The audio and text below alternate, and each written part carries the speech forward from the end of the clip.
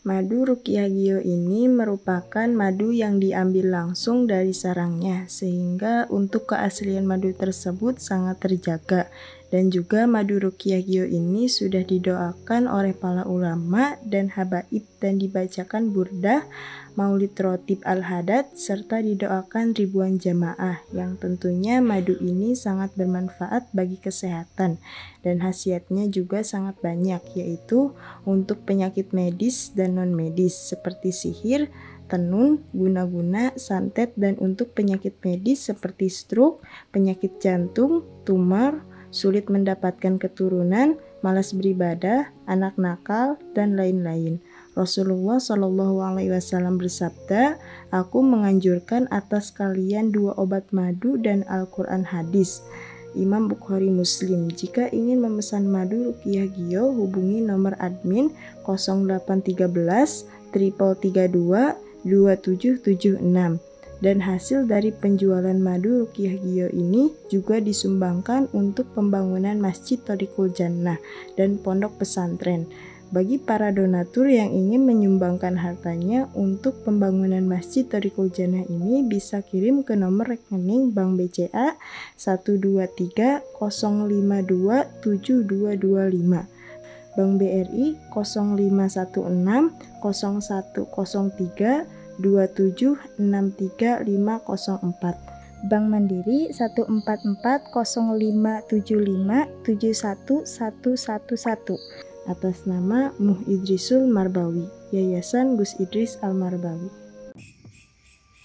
Assalamualaikum warahmatullahi wabarakatuh. Untuk sahabat-sahabat Umi Liva Official dimanapun berada, alhamdulillahirabbil alamin, puji syukur kehadirat Allah Subhanahu wa taala, yang mana malam ini sahabat, atau siang ini, atau besok, atau hari ini ya, Umi akan mendatangi di mana yang saat ini Gus Idris dan juga rekan-rekan ada untuk menolong seorang anak bayi yang akan ditumbalkan oleh bapaknya sendiri sahabat. Umi ingin tahu kejadiannya apa yang sebenarnya terjadi, dan saat ini Umi berinisiatif untuk menjumpai ibu dari bayi itu. Entah bayinya ada bersama dia atau dibawa bapaknya, kita belum tahu sahabat. Maka dari itu saya penasaran, karena dari kemarin saya tidak ikut, tapi ternyata kok masih ada ya di zaman yang seperti ini. Hanya demi kekayaan, hanya demi harta, orang tuanya rela mau menumbalkan anaknya sendiri.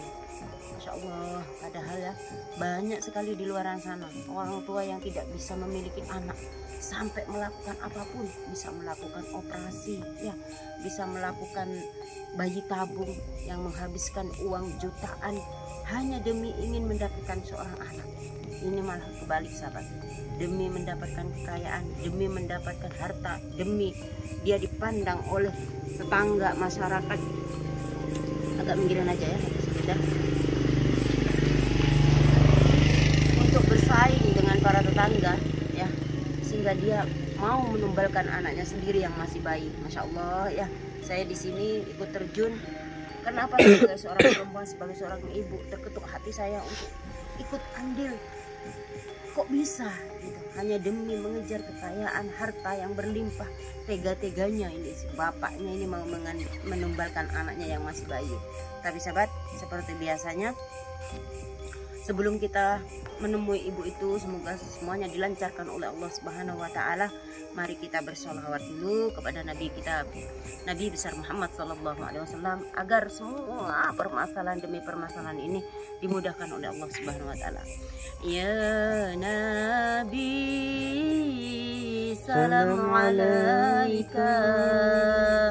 Ya Rasul, salam alaika. Ya Habib, salam alaika. Salawatullah alaika. Asraqal kaunu tihaja biwujudil Mustafa Ahmad wali'ah likauni unsu wasur wasurun kata jada. Baik sahabat, yuk kita lanjut. Secepatnya kita mendatangi kediaman ibu itu agar kita tahu apa yang sebenarnya terjadi. Umi penasaran kalau Umi belum terjun sendiri ke rumah ibu dan juga bapak itu siapa sih namanya ya, lupa saya.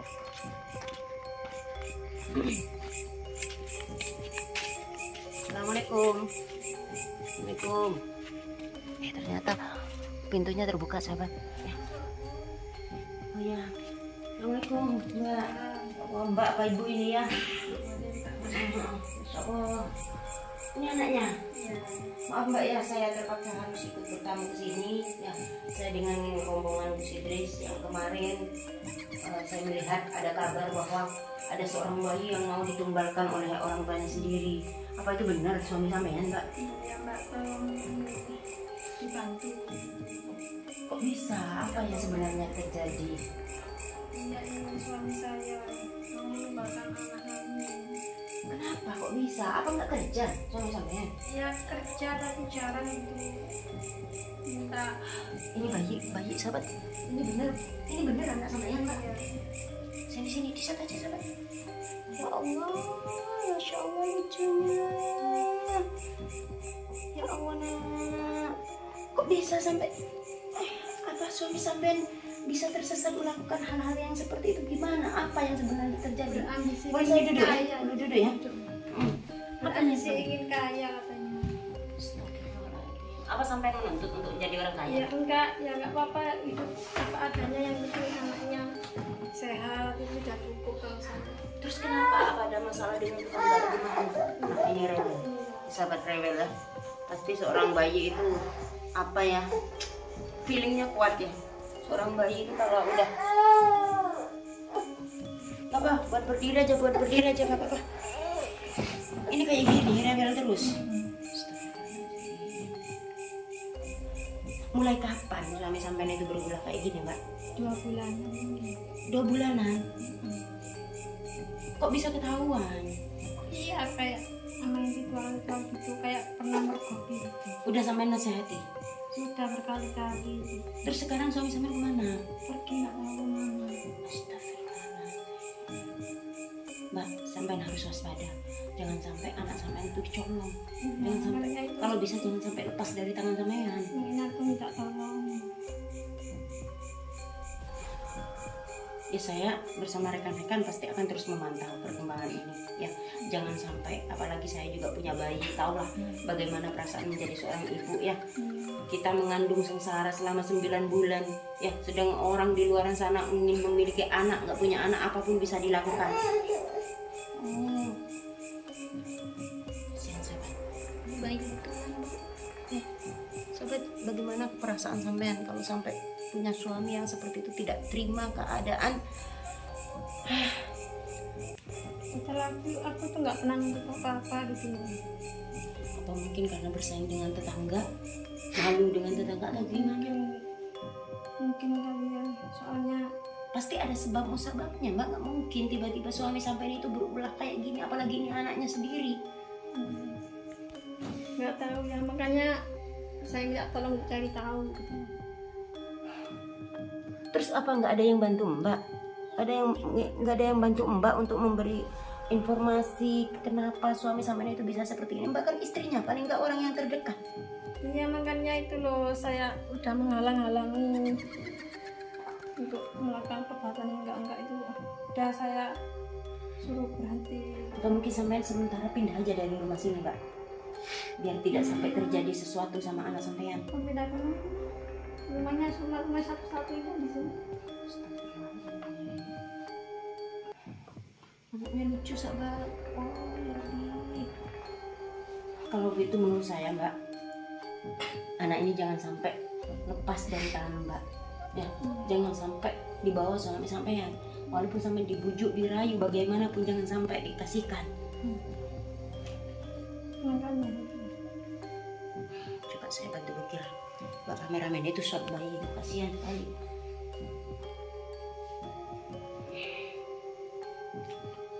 Ya Allah, kok bisa ya ada orang lagi yang seperti seperti ini kecuali dituntut sama sampean.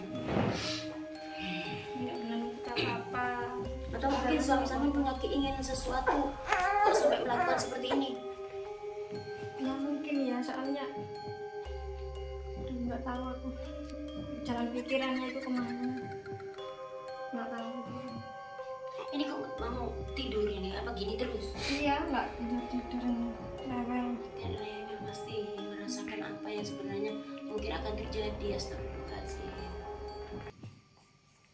Terus mbaknya nggak ada yang bantu atau dititipkan sama saya aja sementara anak mbak? Aduh, gimana? Tapi nggak bisa ya, bisa sama-sama Ya, harus sama saya lah kalau ada mbak. atau ikut saya aja mbak ke pondok ya, tak bawa sekalian sama bayinya mbak bersama saya.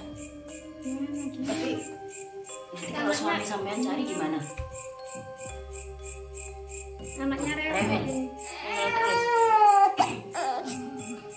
rewel terus sahabatnya. Karena seorang bayi itu mata batinnya peka sekali ya. Kalau akan ada terjadi sesuatu tuh pasti rewel, nangis terus. Kau sendiri kan nggak bisa diajak duduk. Sini gendong terus dari tadi kita masuk sampai sekarang gendong terus nih. Nggak bisa ditidurin mbak. Belum mau tidur.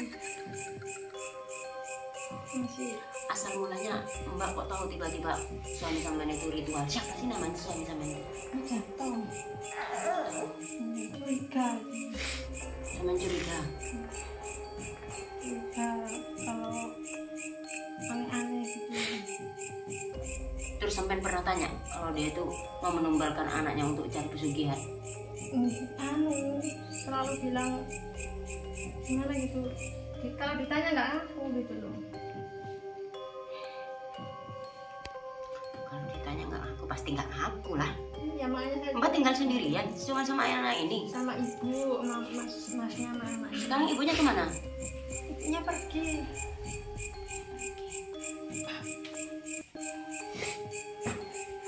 Terus gimana ya? Atau gini aja, kalau menurut saya sampai ikut demi mengamankan bayi ini, mbak ikut aku saja, ikut ke pondok mungkin sama anaknya, sama bayinya. Gimana?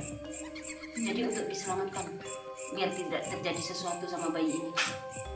Mungkin nanti rombongan juga akan bertindak ya, rombongan juga tidak akan tinggal diam.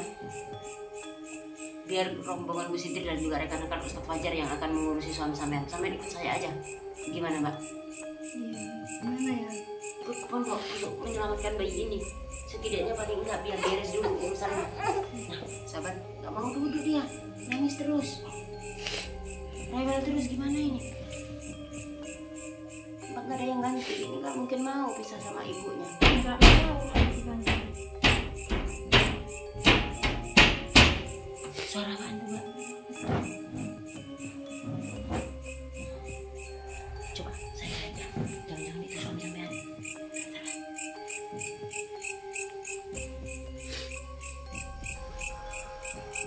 Gak ada orang sahabat. Gak ada orang.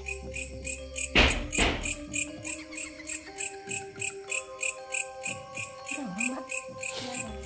Apa memang tiap hari ada suara-suara kayak gini? Iya, tiba-tiba kayak di atas genteng gitu. Kayak bunyi-bunyi dar gitu.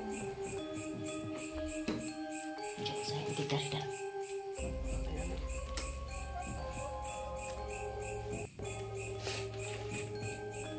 Ada. Stop. Gak ada orang. Jadi takut aku. Nggak usah takut, aman. Tenang aja. Saya di sini. Nggak apa-apa ini. Takut aku. Nggak usah takut. Atau untuk demi keamanan sampean, mbak ikut saja ke pondok gimana? Ikut saya. Iya, nggak mau. Nah, nanti kalau anaknya rel gimana? Kalau mamanya di sini nggak terbiasa di luar. Nanya cara ya. Ini kayaknya udah mati. Kalau mau ikut-ikut gimana ya? Tapi keamanan mbak itu terancam di sini sama suami sampean sendiri. Ya gimana ya, nyamanan di rumah sendiri. Nanti kalau suami sampean tiba-tiba pulang gimana? Gak ada yang bantu sampean bawa anak kecil. Kalau sampai dirampas, direbus gimana? Jangan anaknya mulai anteng mau tidur, Gini aja Mbak, coba Mbak pikir lagi. Saya akan datang lagi ke sini ya, sebelum terjadi sesuatu sama sampean dan anak sampean. Karena orang yang melakukan ritual kayak gitu seperti suami sampean itu.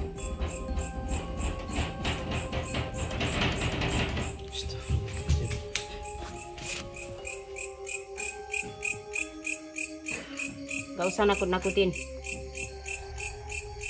Dasar. Gak tahu anak kecil.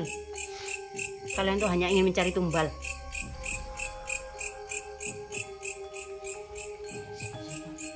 Enggak ada siapa-siapa.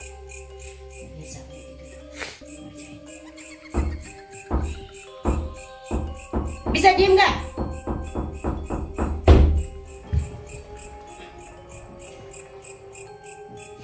Dia memang mancing amarah kayaknya. Gini aja Mbak ya, nanti saya pagari dari luar ya, Mbaknya di sini sementara. Saya akan coba lihat situasi, akan memantau keadaan di sini. Kalau bisa sampean jangan kemana-mana demi keamanan sampean. Bila perlu suami sampean pulang jangan dibukakan pintu. Takutnya dibawa. Makanya itu saya sekarang tak keluar, saya pagari dari luar. Mbak tutup aja pintunya dari dalam ya. Ini sahabat, anaknya mulai tenang ya. Mbaknya nggak mau, nggak ajak ke sana. Mbak tutup aja pintunya ya, biar saya pantau dari luar.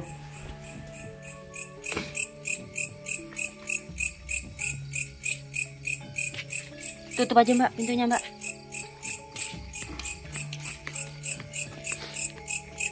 Sahabat, sebelum kita pulang, kita pagari dulu rumah ini agar tidak disentuh oleh makhluk-makhluk halus itu, terutama bayi-bayinya ya.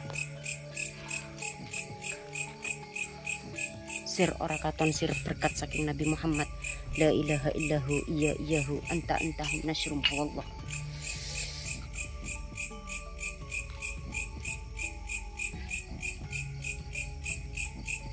Sirullah, sifatullah, wujudullah, asman.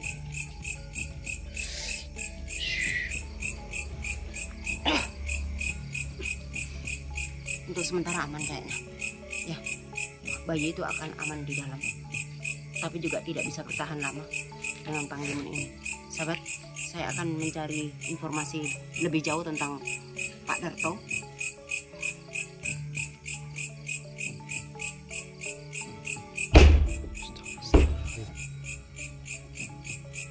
Ada suara-suara kayak gini nih.